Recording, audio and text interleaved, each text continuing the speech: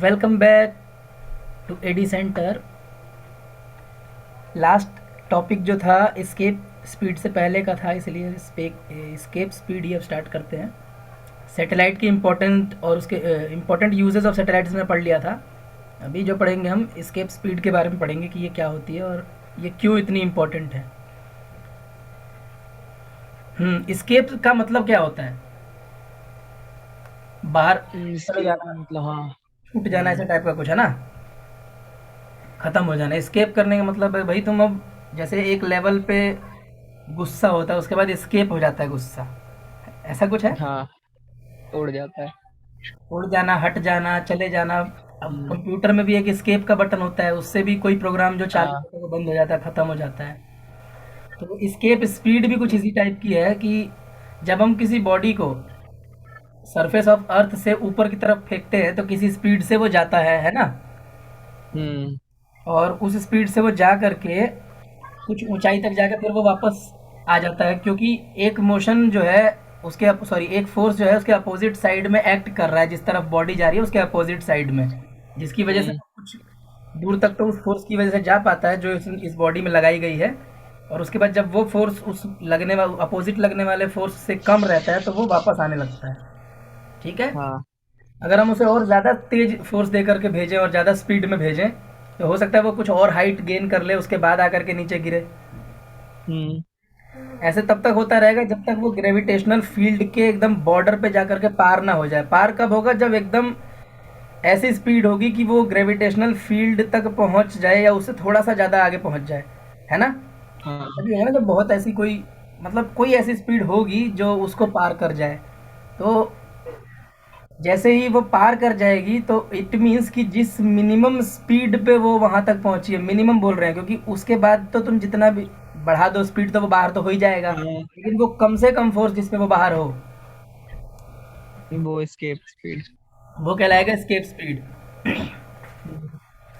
तो इसमें क्या बोल रहा है कि when a body is projected vertically upwards from the surface of earth with in a certain speed,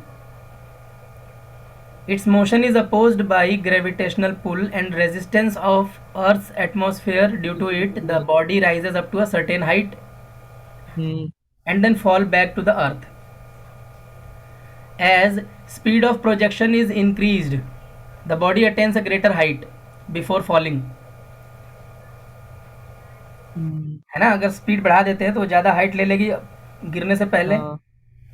Finally a stage reaches when the speed is so large and that it just crosses the gravitational field and will never return back to the back to back to earth on its on its own। Own. मतलब खुद से नहीं आएगा अब वो कभी भी। हम्म, the body is said to have escaped। तो अब उसके बाद क्या बोला? The minimum speed of projection to achieve this stage is called escape speed. एक तो कॉल्ड ये हो गया एस्केप बात। स्पीड। हम्म, और अगर हम डेफिनेशन वाइज पढ़ें तो escape speed on earth bracket में और any other planet is hmm, defined as the minimum speed with which a body has to be projected vertically upwards from the surface of earth or any other planet so that it just crosses the gravitational field of earth hmm, of or of that planet and never returns on its own। Its own. तो ये basically इसका definition है।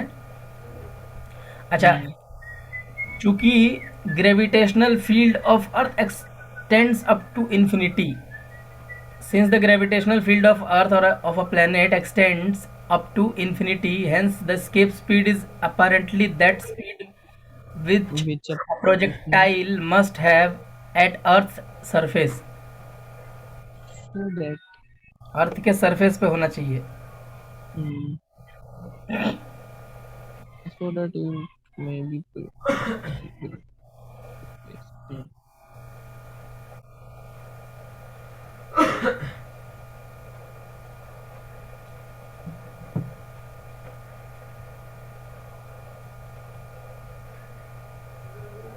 एक minute रुको।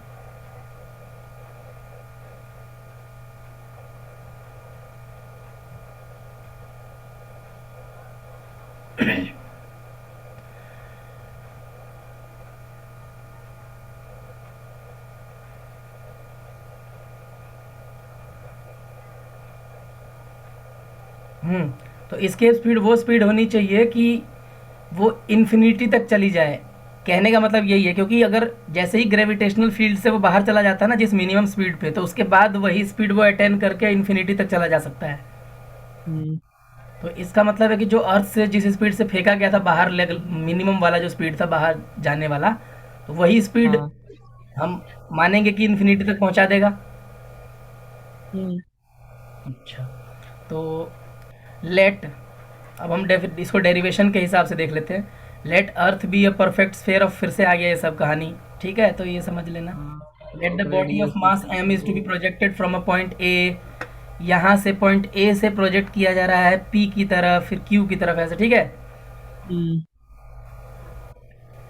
ओ ए को जोड़ दिया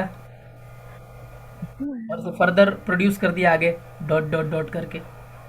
दो हाँ। पॉइंट ले लिए P and Q at a distance X distance and X और plus X plus D X. मतलब सेंटर ऑफ अर्थ से पी पे एक्स ले लिया और सेंटर ऑफ अर्थ से क्यू पे एक्स प्लस डी एक्स ले डी एक्स ले लिया। लिया।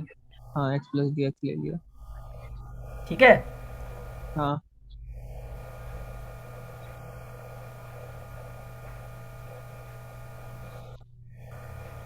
तो फिर उसके बाद क्या हुआ? जब ये डिस्टेंस में सब कुछ पता चल गई, और उसके बाद ग्रेविटेशनल फोर्स ऑफ अट्रैक्शन हमको पता ही है पी पॉइंट पे क्या लगेगा, क्योंकि एक्स डिस्टेंस अपार्ट है तो एक्स स्क्वायर कर देंगे नीचे, बाकी ऊपर का जी एम एम रहेगा ही। ठीक है। हम्म, वैसे ही अगर मैं बात करूं पी से क्यू तक जाने का, तो वो x square into D x, एक छोटा सा स्ट्रिप लेकर के हम लोग छोटा वर्क डन निकाल सकते हैं, वर्क डन अगर हाँ। चाहिए तो। इंटू डी एक्स कर दिया बस, हम्म, और कुछ नहीं। भाई जो फोर्स ओ से लेके पी तक लग रहा था वो फोर्स ले लिया, और उसमें डिस्टेंस इतना मिल गया, फोर्स और लगा तो वही फोर्स लग रहा है ना ऊपर भी, तो उस फोर्स हाँ। को ही डी एक्स से मल्टीप्लाई कर दिया, तो डब्ल्यू डी डब्ल्यू मिल गया, छोटा वर्क डन। ठीक है। हम्म,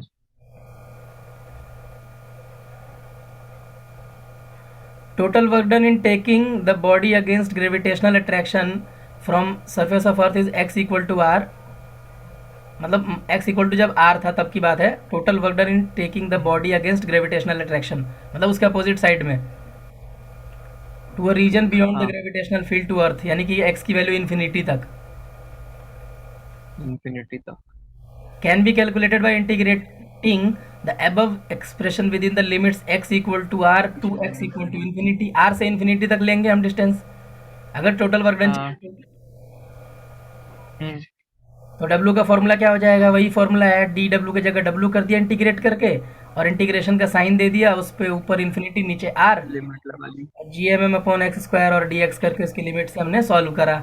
और सॉल्व करके हमने पाया, ये पूरी कहानी समझ लेना क्योंकि पहले पढ़ चुके हैं हाँ। काफ़ी बार, तो ये समझ में आ जाता होगा कि G M M upon R आता है वर्क डन। आर आ गया। ठीक है। हम्म। अच्छा। हाँ। और ये पॉजिटिव आता है।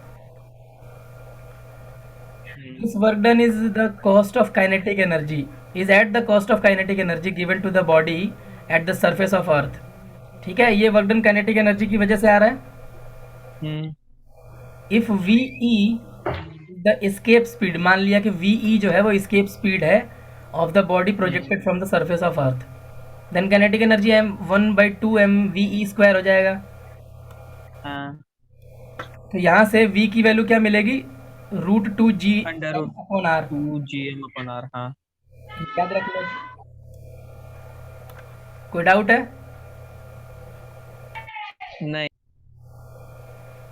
अच्छा, second method for the expression of escape speed, V E को और भी कैसे कैलकुलेट कर सकते हैं? हमें ये पता है कि टोटल एनर्जी जीरो हो जाएगी वहां जा करके, हाँ।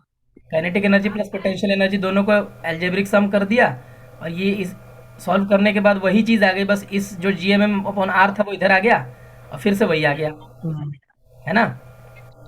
अच्छा, हम्म, अब क्या करते हैं, जी एम एम को जी आर स्क्वायर के बराबर ले लेते हैं। ये तो पता ही है ना, होता है हाँ।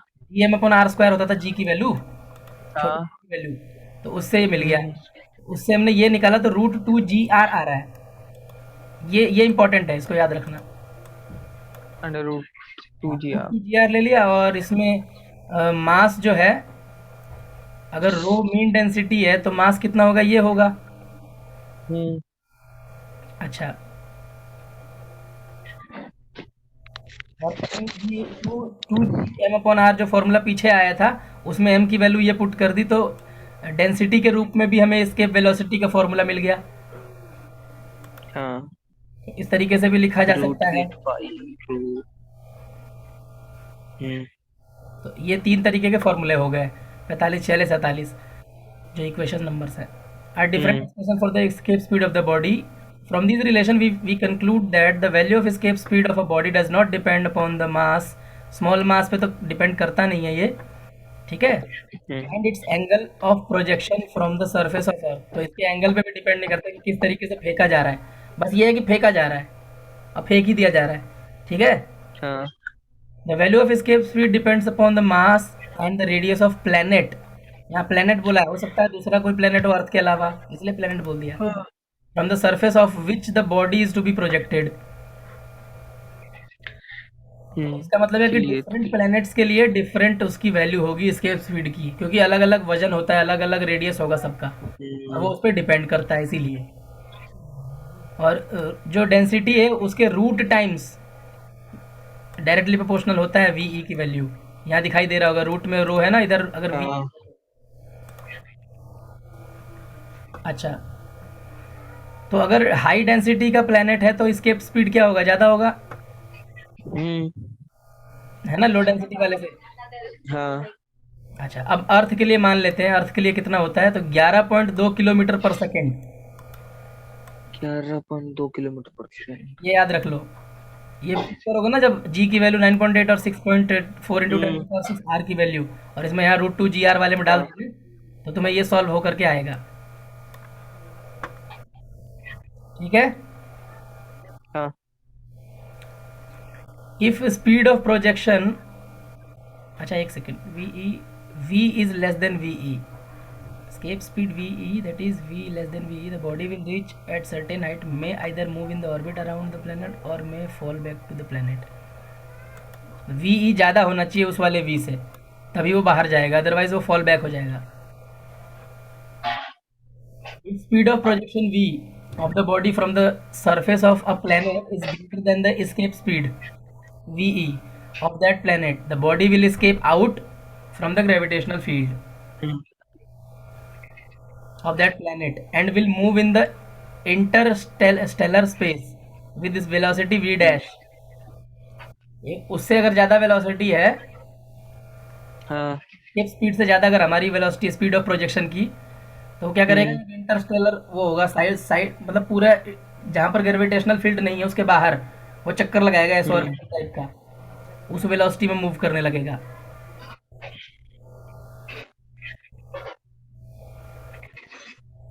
With speed v dash which can be obtained using the law of conservation of energy according to which, नीचे जो हमने पढ़ा है कि जो एक काइनेटिक एनर्जी थी एम वी स्क्वायर वाली, हाफ एम वी स्क्वायर वाली, प्लस में वो पोटेंशियल एनर्जी नेगेटिव वाली, हम्म दोनों जोड़ करके भी वहाँ बाहर भी वो मूव कर रहा है, बाहर भी वो किसी वेलोसिटी वी डैश से मूव करने लग गया, और तो वो हाँ। वेलोसिटी इन दोनों के मिलने के बाद वाली वेलोसिटी के, सॉरी एनर्जी के बराबर होगी, वो वाली एनर्जी, उसमें जीरो भी जोड़ दो, ठीक है। 0। यहाँ पर वी डैश की वैल्यू क्या आएगी, जब वी बड़ा हो और वी ई छोटा हो, तो V dash is equal to under root V square minus V E hmm square होगा। v² minus ve²। डाउट है? नहीं। अच्छा, हम जानते हैं कि डेंसिटी ज़्यादा होती है, तो डेंसिटी या मास या जो मर्जी कह लो, रेडियस भी कह सकते हैं, ज़्यादा होता है तो स्केप स्पीड बढ़ती है ना,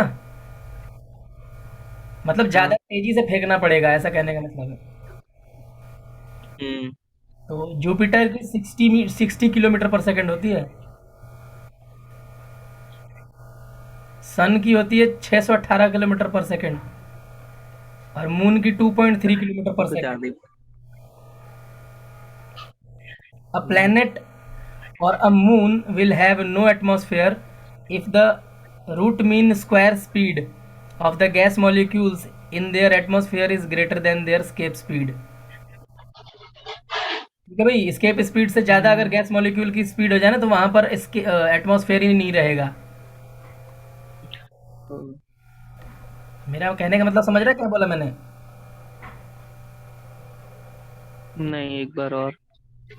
कहने का मतलब ये है कि अ प्लैनेट और a moon will have no atmosphere, उसके पास कोई एटमॉस्फेयर नहीं होगा, if hmm. Root mean square speed of the gas molecules and their atmosphere is greater than their escape speed. जितनी स्केप स्पीड चाहिए बाहर जाने के लिए उससे ज़्यादा अगर हाँ, इस एटमॉस्फेयर के गैस मॉलिक्यूल्स की स्पीड हो जाए, और मॉलिक्यूल कितनी की ज़्यादा, स्पीड होगी। रूट मीन स्क्वायर टाइम्स ज़्यादा, हाँ। तो वो उस स्पीड में जब आ जाएंगे तब इनके पास कोई एटमॉस्फेयर नहीं रहेगा, सब भाग जाएंगे। हम्म। ठीक है, तो हाँ। बाकी बात करते हैं कल, वेटलेसनेस पढ़ेंगे आगे। ठीक है। तो hope you guys enjoyed this class, and अच्छा लगा हो तो इसको सब्सक्राइब कर लें। जिन्होंने पहले मेरे वीडियोस नहीं देखे हैं उसमें भी मैंने ये बोला हुआ है सब्सक्राइब करने के लिए, तो इस वाले वीडियो में जो नए व्यूअर्स हैं वो कर सकते हैं जिन्होंने नहीं किया हो। तो गुड नाइट, शुभ रात्रि, शब्बा खैर, नेक्स्ट क्लास में मिलते हैं।